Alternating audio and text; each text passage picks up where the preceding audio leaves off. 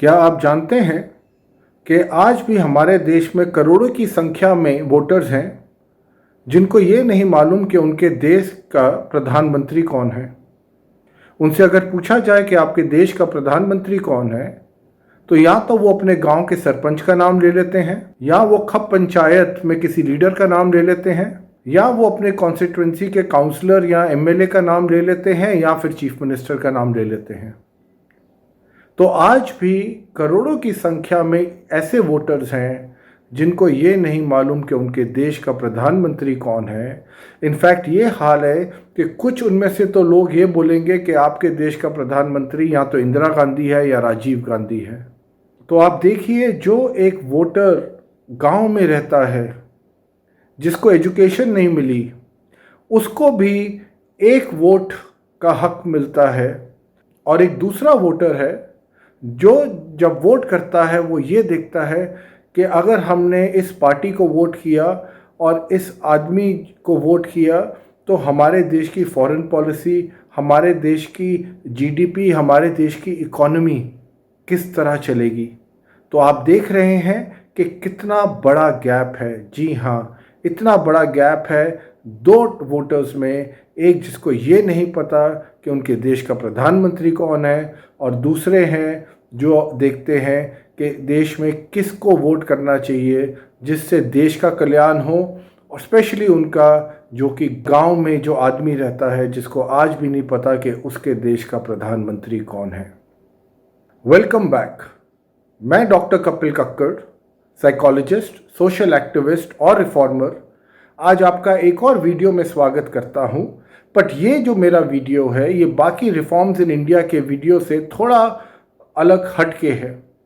ये हटके वीडियो इसलिए है क्योंकि आज मैं इस वीडियो में आपसे सिर्फ बात ही नहीं करूंगा, बट मैं आपकी राय जानना चाहूँगा कि जो अभी आपने बिगनिंग में एक छोटा सा ब्रीफ देखा जहाँ पे हमने ये बताया कि हमारे देश में ऐसे भी लोग हैं करोड़ों की संख्या में जिनको ये नहीं पता कि देश का प्रधानमंत्री कौन है, तो हमें किस तरह के इलेक्टोरल रिफॉर्म्स लाने चाहिए, वोटिंग रिफॉर्म्स लाने चाहिए जहाँ पे लोगों की मदद हो, जहाँ पे हम इस देश को आगे लेके जा सकें। आई एम श्योर आप लोगों ने सोक्रेट्स का नाम सुना होगा, ग्रीक के फिलोसोफर थे, और उनको डेमोक्रेसी में इतना विश्वास नहीं था। खैर, मुझे डेमोक्रेसी में पूरा विश्वास है इस वजह से कि इसके अलावा कोई और अल्टरनेटिव नहीं है।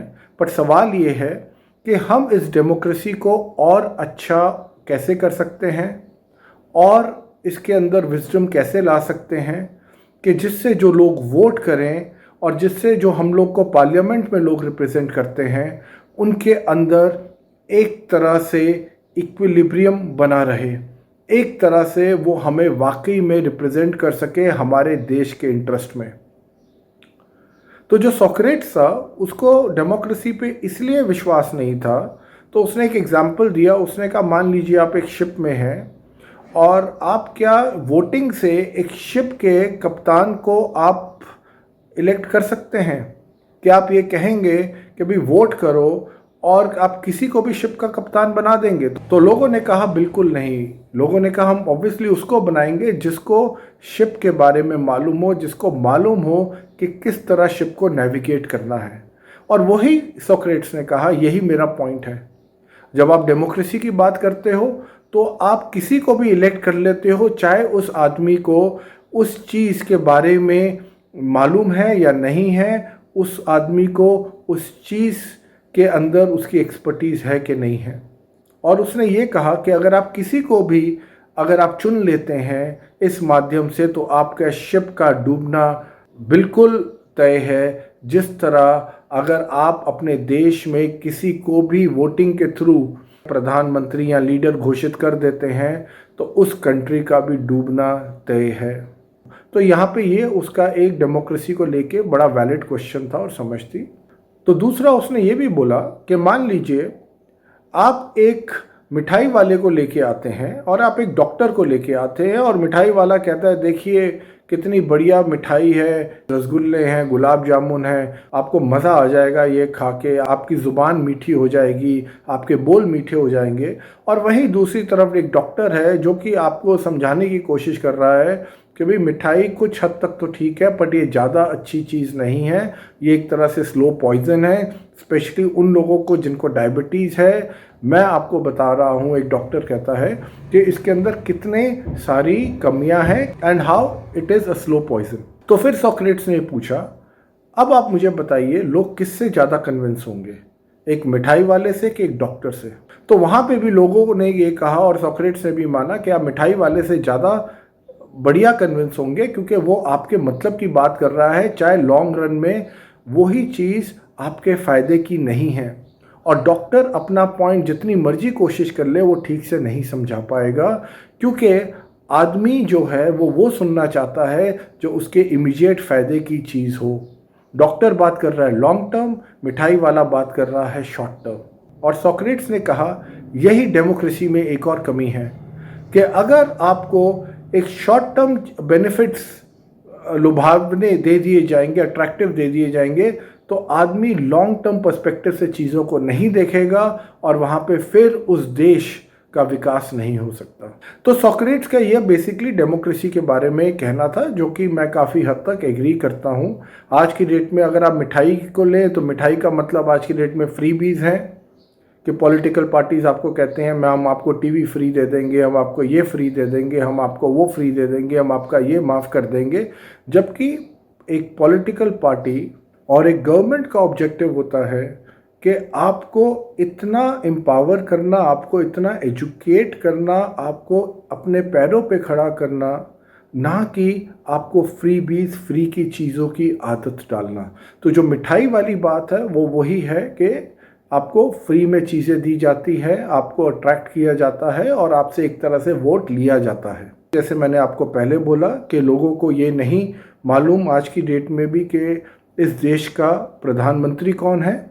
और दूसरा, जब लोगों को आप फ्रीबीज देते हैं, लोगों को आप मिठाई देते हैं, तो कहीं ना कहीं आप देश के लॉन्ग टर्म पर्सपेक्टिव के साथ कॉम्प्रोमाइज़ कर रहे हैं।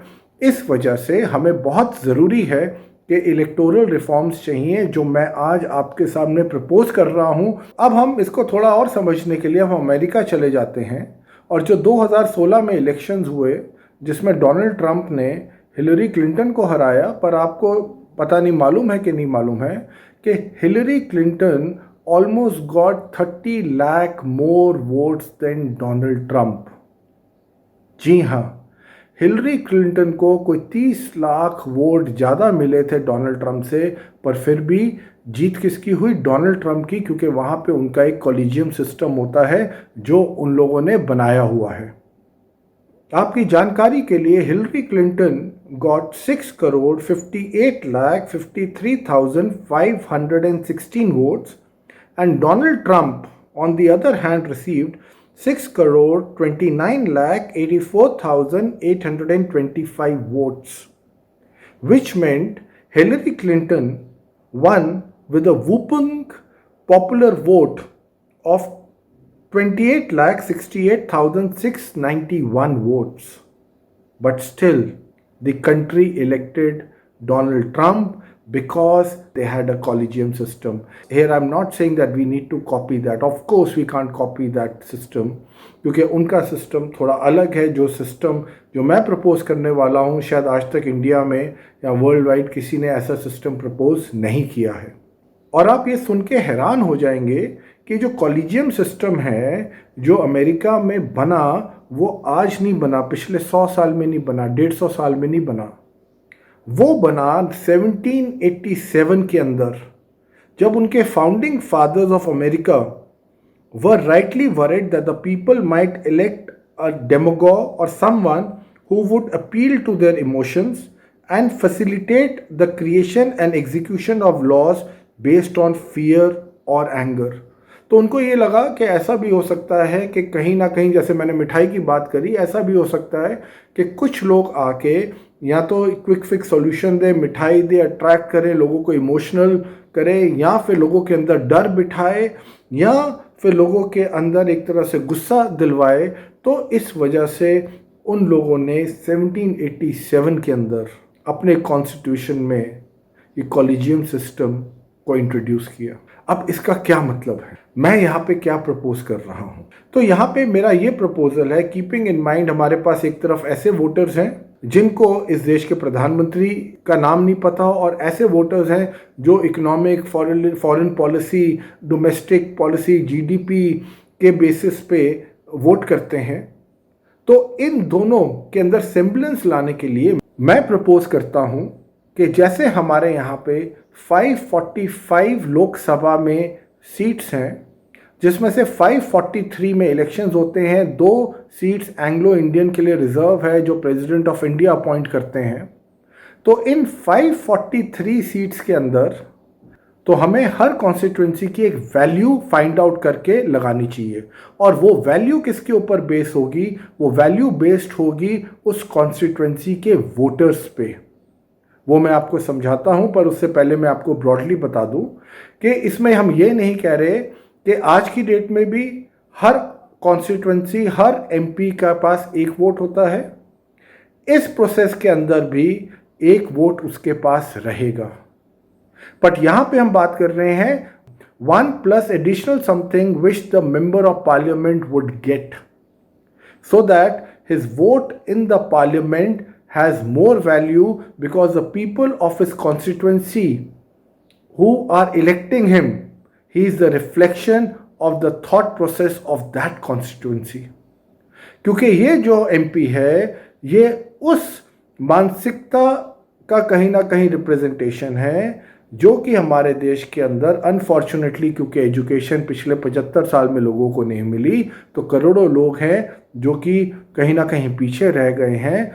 पर उनकी जो सोच है जो एक एमपी के माध्यम से आती है, वो सोच चाहे अच्छी हो या इग्नोरेंट हो, वो कम से कम एमपी को हम इग्नोरेंट आज के टाइम में नहीं होने दे सकते, क्योंकि आज उसके पास एक वोट रहता है। तो मैं यहाँ पे क्या इंडिकेट कर रहा हूँ? मैं यहाँ पे प्रपोज कर रहा हूँ कि हर एमपी, जैसे मैंने कहा, 1 वोट प्लस एडिशनल कुछ पॉइंट्स। तो इसका मतलब है जिस constituency, we need to rate all the constituency, किसके बेसिस पे वो भी मैं आपको बताऊंगा। बट सबसे पहले हमें हर कॉन्स्टिट्यूंसी को रेट करना है। रेटिंग का मतलब है, तो क्योंकि वो कॉन्स्टिट्यूंसी कहीं ना कहीं पीछे है, वहाँ पे लोगों तक एजुकेशन नहीं पहुँची है, लोगों तक अवेयरनेस नहीं पहुँची है, तो ऐसी कॉन्स्टिट्यूंसी को हम लोग रेट करेंगे 1.01। सिमिलरली जो सेकेंड लोवेस्ट कॉन्स्टिट्यूंसी है in terms of education, in terms of illiteracy, in terms of crime, in terms of law and order, in terms of giving protection to women, तो ये बहुत parameters है जिन पे मैं आगे बात करूँगा। तो उस कॉन्स्टिट्यूंसी को फिर हम देंगे, जो सेकेंड लोवेस्ट आती है उसको हम देंगे 1.02, जो थर्ड लोवेस्ट आती है उसको देंगे 1.03। इसका क्या मतलब है? मैं फिर रिपीट कर रहा हूँ कि वो जो एमपी उस कॉन्स्टिट्यूंसी का होगा, जब वो वोट करेगा, he will have a power of 1.01, 1.02, 1.03 and so on and so fourth. अब हम इसको दूसरी तरफ से देख ले, तो जो सबसे नंबर 1 कॉन्स्टिट्यूंसी होगी, जहाँ पे लोग पढ़े लिखे हैं, जहाँ पे क्राइम रेट कम है, जहाँ पे वुमेन इक्वल एज मैन है, जहाँ पे अवेयरनेस है, जहाँ पे लोग बहुत अलग अलग तरीके से सोचते हैं, इंटरनेशनली चीज़ों को देखते हैं, वहाँ पे हम करेंगे 1.543। उस कॉन्स्टिट्यूंसी का वैल्यू होगी। उसकी जो सेकंड बेस्ट कॉन्स्टिट्यूंसी होगी वो 1.542, जो थर्ड बेस्ट होगी 1.541, जो फोर्थ होगी 1.540। तो ऐसे करके, तो यहाँ पे इम्पॉर्टेंट क्या है? यहाँ पे इम्पॉर्टेंट कि हम जो वोट्स हैं, जो वोटर्स हैं, अगर हम उनको इंडिविजुअली वैल्यू नहीं दे सकते, बट हम उनकी एक रिप्रेजेंटेशन के हिसाब से कॉन्स्टिट्यूंसी को वैल्यू हम ज़रूर दे सकते हैं। तो जब हमने ये वैल्यू दे दी 1 to 543, जैसे मैंने कहा, जैसे मर्जी हम दे दें, बट इसको जो देने का तरीका है वो भी एक स्टैटिस्टिकल एनालिसिस के थ्रू, एक स्टैटिस्टिकल फाइंडिंग के थ्रू होना चाहिए। इंडिया में इंडियन स्टैटिस्टिक्स ऑफ इंडिया है, यहाँ पे गवर्नमेंट चाहे तो हर कॉन्स्टिट्यूंसी को वैल्यू उनसे स्टैटिस्टिकली वैलिडेट करवा के दे सकती है, उनको बोल सकती है कि ये आप इसको फाइंड आउट करो। तो ये वीडियो वोटिंग और इलेक्टोरल रिफॉर्म्स पार्ट 1 था। इससे ज़्यादा जानकारी और डिटेल्ड एक्सप्लेनेशन हम नेक्स्ट वीडियो में कवर करेंगे। Thank you so much for watching.